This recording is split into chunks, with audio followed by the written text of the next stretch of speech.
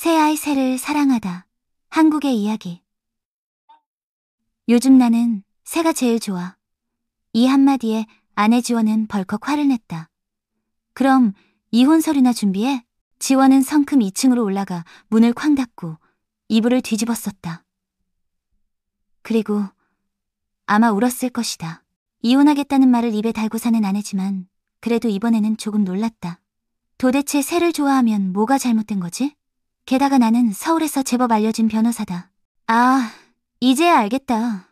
지원은 새라는 말이 오해의 소지가 있다고 생각했나 보다. 아내가 오해할 만도 했다.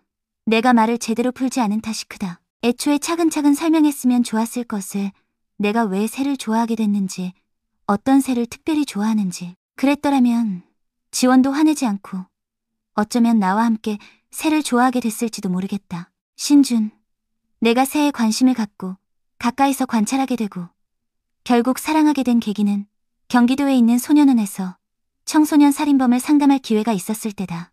그 사건의 피의자는 미성년자라는 건 알고 있었지만 막상 마주하니 정말 놀라웠다. 그 아이의 이름은 민호였다. 큰 눈망울이 사슴처럼 순해 보였고 오뚝한 코와 고르고 하얀 치아를 가졌다. 14살밖에 안 됐는데 키는 나보다 더 컸다. 하지만 축 처진 어깨는 보이지 않는 무거운 짐을 짊어진 것 같았다. 나를 보며 인사 대신 덤덤하게 미소를 짓는데 그 미소는 명동 성당 크리스마스 장식의 천사상에서나 볼 법한 표정이었다. 그런데 어떻게 저런 아이가 끔찍한 범죄를 저질렀을까? 재차 묻기도 전에 민호는 그날의 일을 또박또박 털어놓았다. 2011년생, 2달도 안 돼. 부모가 이혼해서 강원도로 엄마와 함께 외할머니 댁에 맡겨졌고 나중에 엄마마저 연락이 끊겼다고 했다. 엄마는 초등학교에 다닐 때 한 번 아프다는 핑계로 찾아왔지만 의술 좋다는 할아버지가 이미 세상을 떴다는 걸 알고 되돌아가 버렸다. 5살이던 그때 엄마가 떠나는 모습을 쫓아가 울면서 따라갔지만 엄마는 한 번도 뒤돌아보지 않았다. 변호사님, 저 잘생기지 않았습니까? 그런데 왜 엄마는 저를 한 번도 안아준 적이 없는 걸까요? 민호의 눈동자가 촉촉해졌다. 내 심장도 찢어질 듯 아팠지만 변호사로서 차분함을 유지하려 했었다. 민호는 초등학교 6학년 때 외할머니가 돌아가시고 이모부네로 옮겨갔지만 밥값을 내야 했고 창고 옆 작은 방에서 살았다. 찬바람이 숭숭 불고 빗물도 들이치는 방이었지만 자유로워서 좋았단다. 잔소리 듣지 않아도 되고 욕설도 안 들어도 되니까. 생활비를 마련하려 시장에서 밤껍질을 벗기는 일도 하고 고물도 주었지만 벌이가 시원찮았다. 그래서 현장 일도 해봤는데 일손이 필요할 땐 가끔 부르면 그만이었다. 나중에는 마을 근처 하천에서 개도 잡고 물고기나 조개도 잡아 장에 내다 팔았다. 그렇게 민호의 삶에 자연스럽게 새들도 함께하게 되었다. 나는 물었다. 친구는 있니? 네, 있긴 있는데 워낙 바쁘게 생계를 챙기느라 같이 놀 시간은 별로 없었어요. 그래도 심심하진 않았어요. 저에겐 새들이 친구거든요. 나는 깜짝 놀랐다. 새들이 친구라고? 네, 맞아요. 새들은 정말 순하고 저마다 다른 매력이 있어요. 나와 조사관도 그 이야기에 빠져들었다. 난 다시 물었다. 새들이 뭐가 그렇게 좋아? 민호는 눈을 감고 설명했다. 새들은 정말 아름답게 울어요. 아침마다 온 동네가 새소리로 가득해져요. 희한하게도 어느 새도 똑같은 소리를 내진 않아요. 어떤 새는 맑게, 어떤 새는 또 경쾌하게 지저귀죠. 변호사님, 혹시 새의 부리 모양 때문 아닐까요? 부리가 작을수록 더 맑고 높이 울리는 것 같아요. 조사관도 거들었다. 노래는 못 불러도 깃털이 너무 아름다운 새들도 많지요. 나는 쓴웃음을 지었고 새삼스레 소년원에서 이런 새 이야기를 배우게 될 줄은 몰랐다. 나는 화제를 바꿨다.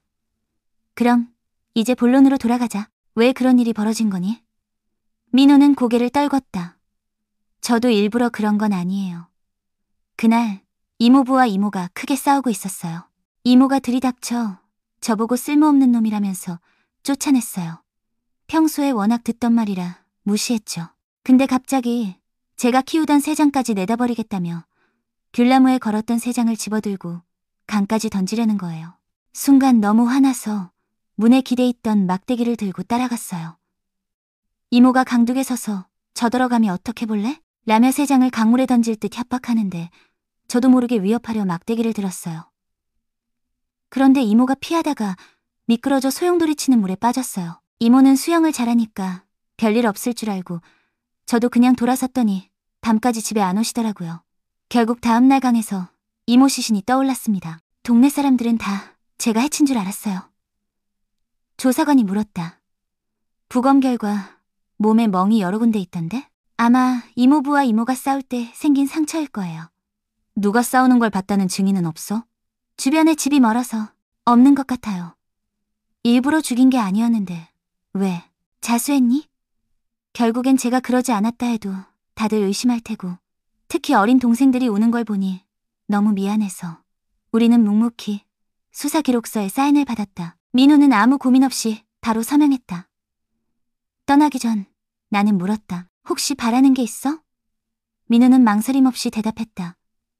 출소하면 시골에 작은 땅을 사서 마음껏 새를 기르고 싶어요. 아무도 방해 못하게요. 그날 밤 아내에게 그 이야기를 들려주자 지원은 잠시 배를 만지더니 숨을 고르며 말했다. 오빠, 나 임신했나 봐. 오늘 아침에 산부인과 갔더니 의사 선생님이 그랬어. 나도 갑자기 심장이 두근거렸다. 정말이야? 그럼 이혼은 무슨... 에이, 애 낳고 나서 생각하자. 외할머니 댁에 맡기고 각자 살자고. 내가 끝까지 말하기도 전에 지원은 나를 꼭 안고 엉엉 울었다. 나는 그녀의 머리를 쓰다듬으며 속삭였다. 이제 이혼하자고 겁주지 말자. 평생 같이 아이 키우면서 살자. 너의 조금은 까칠한 고집도 잊어버리고. 그리고 나 새 길러도 돼? 그녀는 수줍게 웃었다. 오빠가 키우고 싶은 만큼 다 길러도 돼. 창밖으로 저녁 햇살이 마당에 은은하게 내려앉고 친구가 선물한 앵무새가 갑자기 여보, 봄이 왔어요. 라며 노래를 따라했다. 지원은 소리내 웃었다. 참 귀여운 새다.